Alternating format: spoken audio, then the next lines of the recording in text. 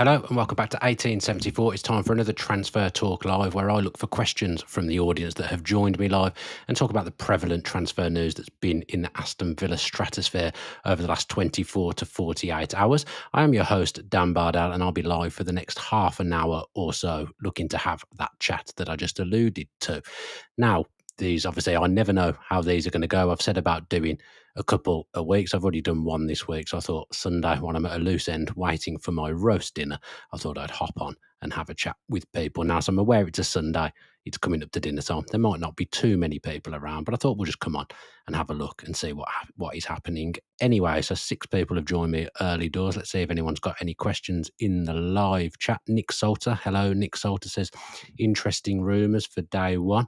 Not really sure what day one is. It sounds like an episode of The Last of Us, but obviously there has been a couple of things going on today in terms of news. Villa, Saudi Arabia. Again, I did obviously do a show maybe 3 weeks ago where I said, is Saudi Arabia basically bad news for Aston Villa? And I've seen a few people recently say that actually it could be a godsend. Inevitably, at least one Villa player is going to be going to Saudi Arabia this summer. It's looking like it might be Leon Bailey. I think it wasn't a very well-kept secret over the last month to 6 weeks of the season that Leon Bailey would be departing Aston Villa and that Saudi Arabia would be his destination. And I've spoke previously about what Saudi are trying to do in terms of getting players who are at kind of peak age rather than players in their 30s into their league. That's their latest transfer wave. They're the players that they're trying to get in, and Leon Bailey fits into that category. He's not surplus to requirements at Villa because I think Emery would probably be quite happy to keep him, but he's expendable. I think Villa will be operating a man down squad wise from what they did in the back end of the season. I've mentioned that before as well. They probably don't need as many attacking players as they had. They're not operating an assault on the Champions League this season. It is the Europa League. There will be young players coming through as well. So I think Leon Bailey is that man that's going to make way. He's going to a new Saudi outfit, Neom, who I don't think it's them that's got Dougie Freedman. I can never remember, but someone from Saudi has taken, one of the new teams has taken Dougie Freedman, and there's plenty going on there in Saudi Arabia this summer. They've been linked with all kinds of players, and there is something in Leon Bailey. You could see by his reaction on his last game at Villa Park. It's not been a very well-kept secret that Leon Bailey is going to leave for around £25 million to the Saudi Pro League. He was in that Amazon documentary, which, I've said it sounds stupid previously, but those are the things that appeal to the Saudi Pro League. Someone with big profile. They want players with profile. And in fairness to Bailey, look, I'm not going to pretend he had a really good season, but I don't think it was for the want of trying. You'd have probably a mixed response if you ask whether his signing overall has been a success. I would say he's probably just about justified his transfer fee, especially if we get 25 million or around 25 million pounds back for him. What he did in the season before, the one just gone alone, is probably worth the money.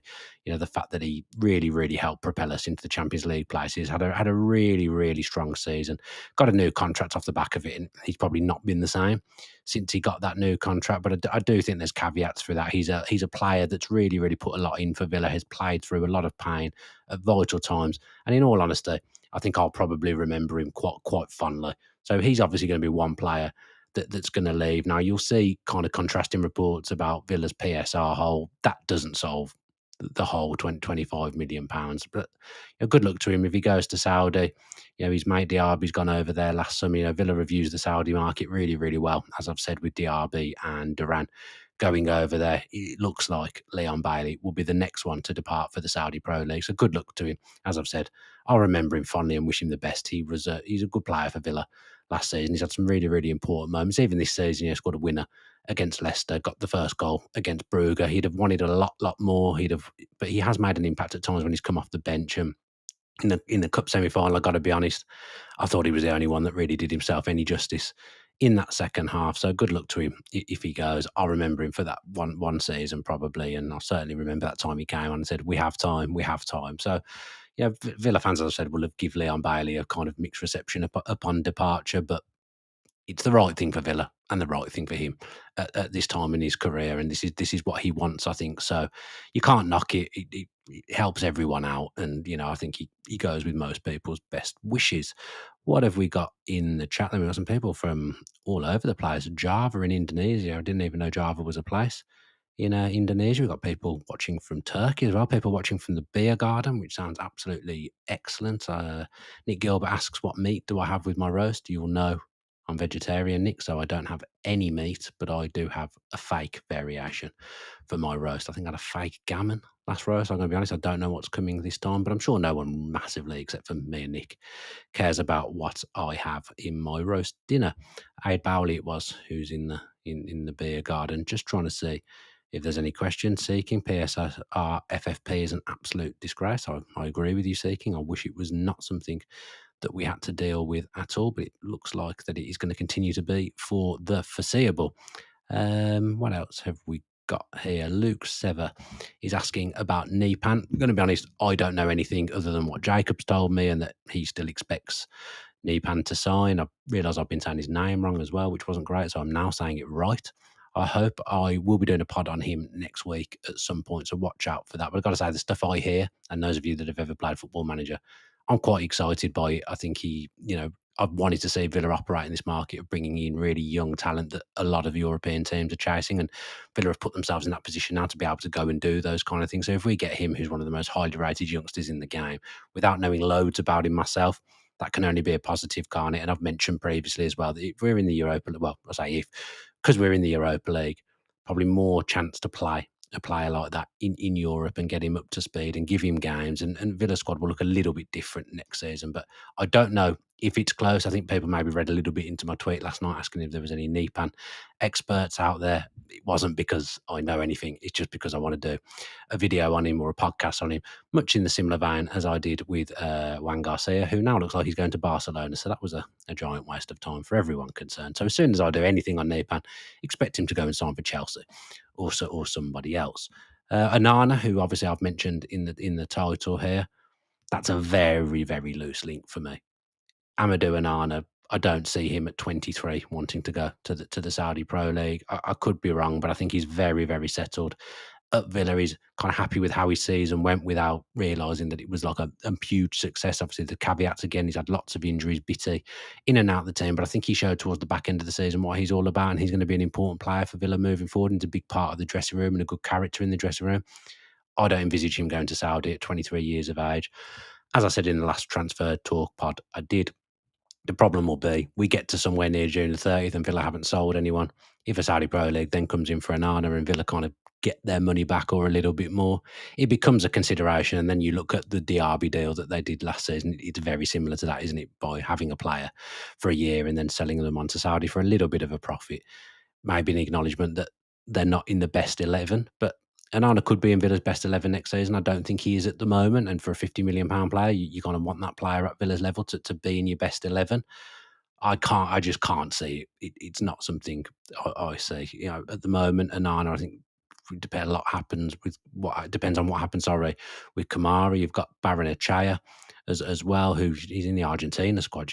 Villa may sell him, but it feels like a big waste to never give him a chance, doesn't it? So let's see. But I mean, I'm probably giving it the kiss of death here, but I just don't see Onana being one that's going to move. I think Villa would be reluctant to do that, but there are similarities with the Diaby situation last year.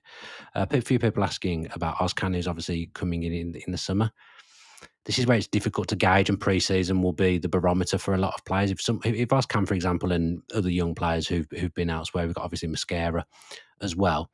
If players were to come in pre-season and look really good, Villa are looking for a centre-back. So if they're going to come in and fill that void, and obviously we've got Bogard as well, now we're not in the Champions League, do they then look at that and think, well, actually, we don't need to sign a centre-back now because we're not in the Premier competition?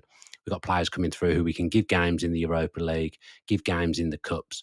Do they then become the fourth, fifth centre back, sharing the load? Bogard, who I've just mentioned as well. I don't think they'll be starting games straight away. I mean, you've got to get in ahead of Concert, Powell, Mings, who are excellent centre backs, and that's really, really difficult to do.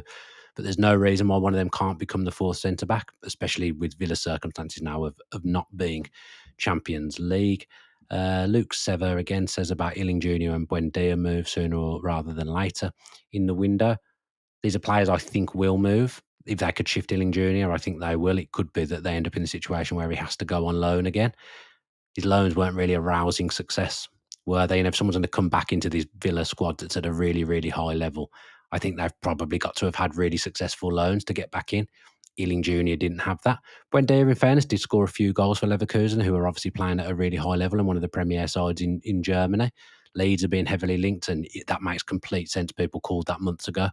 With Daniel Farke, if Villa can get somewhere around £15 million for him, he will be moved on and he will go to Leeds. And again, we wish him luck because he's been a good player for Villa at times, and that would be a good move for Villa and a good move for him. He's not going to get back into the setup under Unai Emery and where Villa are now. Unfortunately for Buendia, whilst he was out, I think Villa accelerated a little bit too far for him, and he's not going to be part of the first team squad. They got him on this contract to kind of protect themselves. They did that. They'll get a good fee for him now, which again is a good thing. If Villa can sell players for a decent fee that aren't really part of the future, that can obviously only be a good thing. Rally Fish says Kelleher joining Brentford for an initial 12.5 million. Would you consider Pickford as an Emery replacement?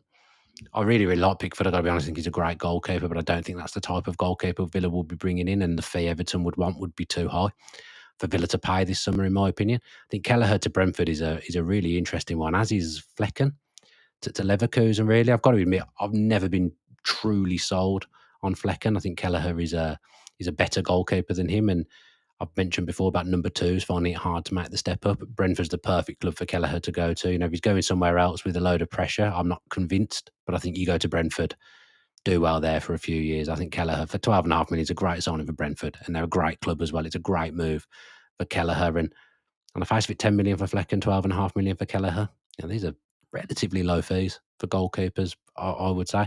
We don't know. We know Villa will be signing a backup keeper, whatever happens. And I've said previously, my belief is that Emi Martinez, as it stands, will leave the football club and they'll buy another goalkeeper. But whether it's Garcia or whoever, it doesn't look like it'll be Garcia. And Barcelona have made a big play for him in the last 24 to 48 hours. What's going on here? Let's see what else we've got. Michael Dimmock says, people say JJ can go because of his injury record and then want to bring back an ageing Jack. I've said before, I really like Ramsey. He's one of Emery's favourites, but the homegrown situation makes him really, really, really, really vulnerable in a PSR landscape. But I'm going to be doing a video or a podcast, on Jacob Ramsey through the week, so watch out for that. We're not going to talk about that too much today. Wayne Rumble says we need to sort the goalkeeper situation. It's becoming a big priority. I've said that I think it was one of Emery's blind spots, the backup goalkeeper situation, because I've never ever felt that Olsen was an able deputy, and I felt even though he doesn't play loads through a season, inevitably he'd end up costing us games. So it'll be really interesting to see, actually, forget the number one, who Villa getting as a number two is a really, really interesting thing as well, because ideally, as I've said previously, you'd want a young goalkeeper to shadow Emery for a few years and then come in and become the number one. That's really hard to do, and we don't know whether Emery's going to be here at the moment. So let's see what happens. But the goalkeeper situation obviously is going to be one of the big stories for Villa this summer, and it's going to be a really, really interesting one. Going through again. Cheers after a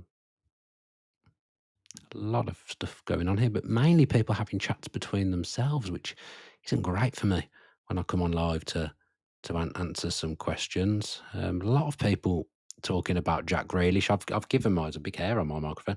I've given my opinions on Jack Grealish and what I think personally. For me, if Villa could pull him in for a reasonable fee, and obviously his wages would have to take a huge hit because he's on circa 325k a week at Manchester City, I think you could see Unai Emery completely reinvigorate his career. I think Unai Emery would love him. I think Jack Grealish would love Unai Emery. And yes, the injuries are a worry, but I believe he could get back to somewhere near the level he was at for us when he departed the club for 100 million. But obviously the relationship has been really, really damaged over the last 12 to 24 months. So I'm unclear what's happening with that, if it's even a go or if it's anything Unai Emery would want. But it does strike me as being a signing on the similar kind of vein as Rashford and Asensio. So I wouldn't rule it out purely because I know how much Unai Emery likes operating with players of that ilk. And when I say ilk, I mean players that are potentially world class, that have lost their way. He's done it countless times in Spain, completely reinvented players and really got them ticking and back to their premium level. So I wouldn't rule it out at all. And we know previously, Villa fans have given Grealish a lot of stick. I've given my opinions on that. I'm not going to get into that now. But Ashley Young used to get a lot of stick when he came back. You're forgiven as soon as you walk through the door. No one remembered that dive for Manchester United. No one remembered him getting Gabby sent off and the fact he's left the football club. You're back in the building and everyone's behind you. So I do think the Grealish line is a story that could rumble on through the summer. He's got to go somewhere. And even if I take Villa out the equation completely, Jack Grealish needs to move. He needs to get out of Manchester City and he needs to go somewhere and play. And if he goes somewhere and plays, Thomas Tuchel will have him in that England squad and maybe even that England team in a heartbeat. He'll know how good Jack Grealish is. He put in a lovely little cameo across 2 games at the start of the season for England, Republic of Ireland, and I want to say, I can't remember, maybe it was Finland or Iceland. I can't remember who it was, but he put in a lovely little reminder of what he's about for 2 games. I'd have him back, and I might take a stick for that, but I'd 100% have Jack Grealish back, especially when you look at now, we're not going to be getting Marcus Rashford back. That's not going to happen unless it gets really, really far down the window and he hasn't moved. At the moment, we're not going to get him. I'd like to see Grealish back at the club, but I think a lot will depend on, who we sell, how much money comes in, and what his wage demands and what Manchester City's demands would be. Could it be a loan? We've used that market well in the last 6 months. I don't know, but I'm saying personally, for me, I'd have him back. I think he's a brilliant player, and I can just see him playing in that number 10 position centrally or playing from the left. Imagine him and Rodgers interchanging there. That would be absolutely frightening. No team would want to come up against that. So I think there's obviously bridges to be built. There's a long way to go with anything like that happening. But my opinion is, if we got the chance and it was reasonable, absolutely, I'd want to do it. That's another valid point as well.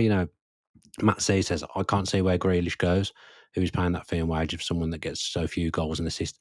That's the environment, the goals and the assists. But if you look at the year they won the treble, he was involved in so much good that they did. He's had a couple of off seasons since, of course, and I don't think he's been treated brilliantly in the past 12 months. I think he's only started 7 Premier League games or something, which is nowhere near the amount of games that Jack Grealish should be starting.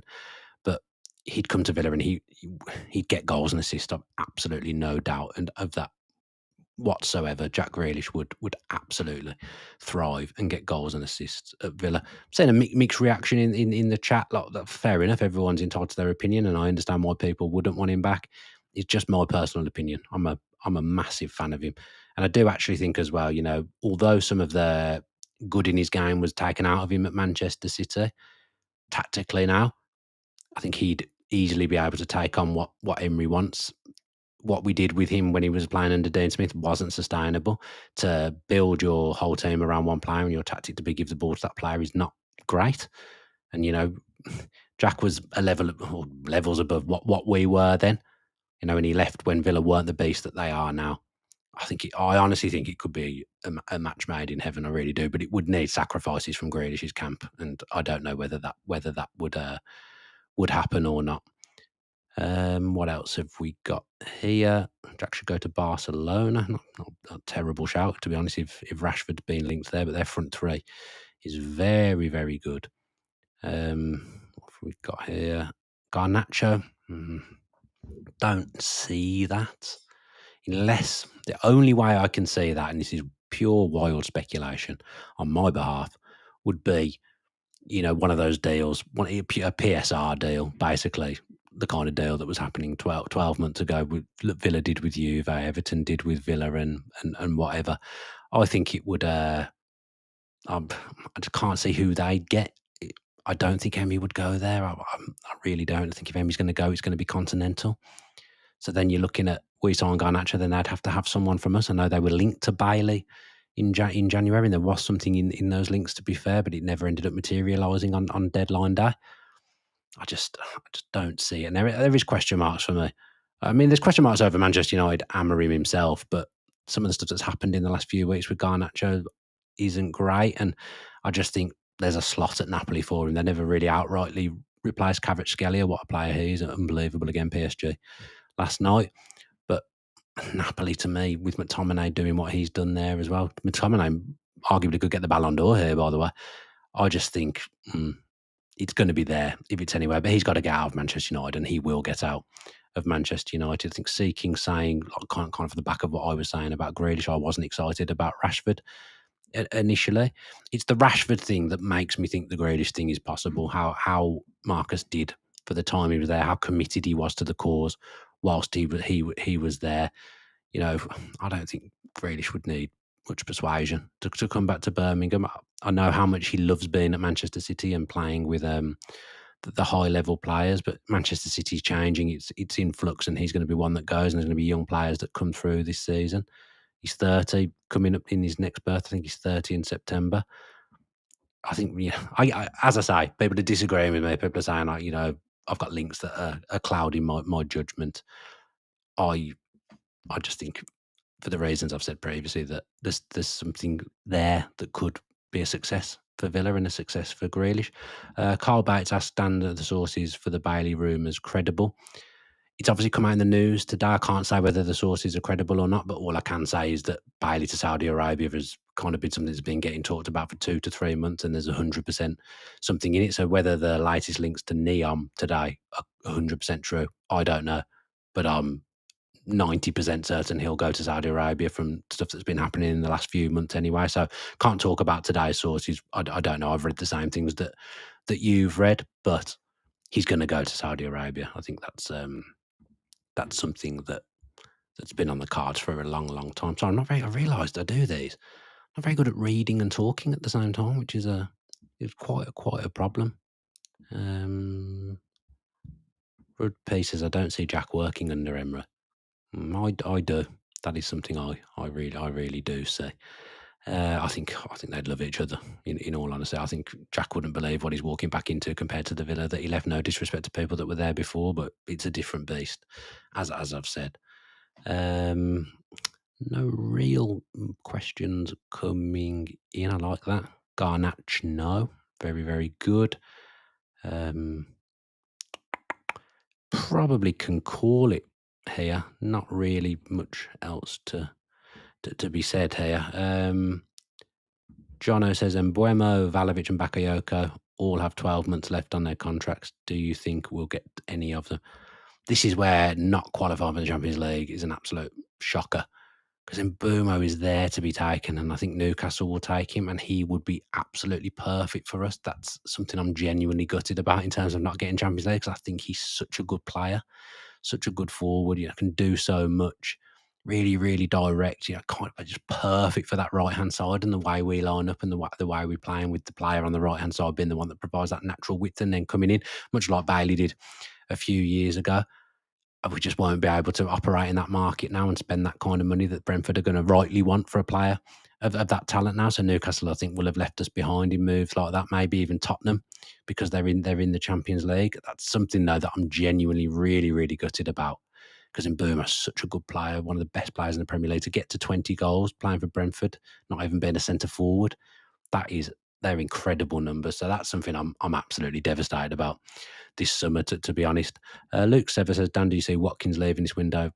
As I've said previously, nobody's safe. When we get to the last week of June and we haven't done what we need to do, then there's markets there for nearly every player, and that's a concern.